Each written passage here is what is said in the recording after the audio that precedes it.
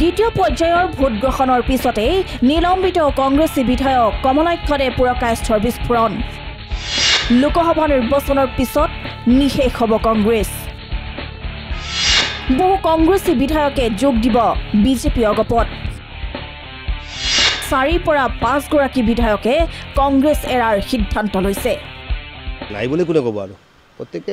মুখ্যমন্ত্ৰী ডাঙৰীয়াৰ লগতে আছে আৰু মুখ্যমন্ত্ৰীক সমৰ্থন কৰি আছে মুখ্যমন্ত্ৰী ডাঙৰীয়াক সমৰ্থন কৰি আছে কিন্তু প্ৰকাশ্যে মন লাগিছে বহুতে হয়তো বা তেওঁৰ সমষ্টিৰ পপুলেশ্যন পেটাৰ্নৰ কাৰণে আহিব পৰা নাই এইটো বেলেগ কথা কিন্তু ইতিমধ্যে আমি গম পাইলোঁ বহুতে এজিবিত জইন কৰিব ইতিমধ্যে ফাইনেল হৈ গ'ল ইলেকশ্যনৰ পিছতে মই সংখ্যাটো কৈ দিম বাৰু কোনে কোনে কিন্তু ইতিমধ্যে প্ৰায় কেইজনমানেতো লগ মানে ইতিমধ্যে কথা বাৰ্তা চলি আছে কোনদিন জইন কৰিব কি হ'ব তাই বহুতখিনি ইতিমধ্যে ক্লিয়াৰ হৈ গ'ল প্ৰায় জইন কৰিব বুলি 4-5জন 6জন তো প্ৰায় ক্লিয়াৰ হৈ গ'ল তাৰ পিছতে কিমানখিনি ইলেকশ্যনৰ পিছতে আৰু কাৰণ এই ইলেকশ্যনৰ পিছতে আৰু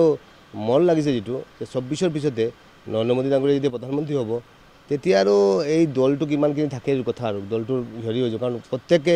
শিফ্ট কৰিব কাৰণ তেতিয়া বহুতে এজিবি লৈ যাব আৰু বহুতে বিজেপি লৈ ডিৰেক্টলি বিজেপি লৈ যাবলৈ অকণমান টান হ'ব বহুতে এজিবি লৈ যাব বহুতে হয়তো বা ইউডিএফ যাব বিচাৰিব লোকসভা নিৰ্বাচনৰ পূৰ্বে বৰাকৰ কংগ্ৰেছ নেতা তথা বিধায়ক কমলাক্ষদে পুৰকায়স্থই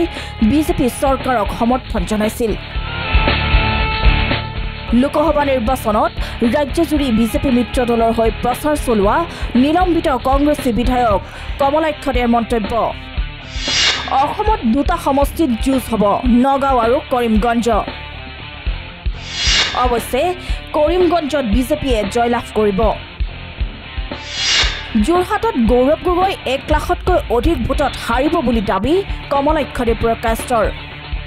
কৈছে কি এমপি ইলেকশ্যনৰ কথা অকণমান ষ্টাডি কৰিব লাগে যে কোনে জিকিব কোনে হাৰিব পটককৈ ক'ব নোৱাৰি কাৰণ বহুতখিনি চেণ্টাৰৰ পৰা কিমান কি ভোট কাষ্ট হৈছে কি হৈছে কিন্তু আজিৰ দিনত আমি দৃঢ়তাৰে ক'ব পাৰি এইবাৰ তাতে বিজেপি জিকিব আৰু কিমানত মালা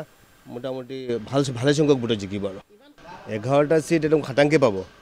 2টা সিটত মানে কণ্টেষ্ট চলি আছে তাৰ মাজত কৰিমগঞ্জ নগাঁও মুখ্যমন্ত্ৰী ডাঙৰীয়া যেটো ক'লে বিধায়ক হিচাপে বা কৰিমগঞ্জৰ এজন নাগৰিক হিচাপে মই দৃঢ়তাৰে ক'ব পাৰি এইবাৰ তাতে কিমানত মালা জয়লাভ কৰিব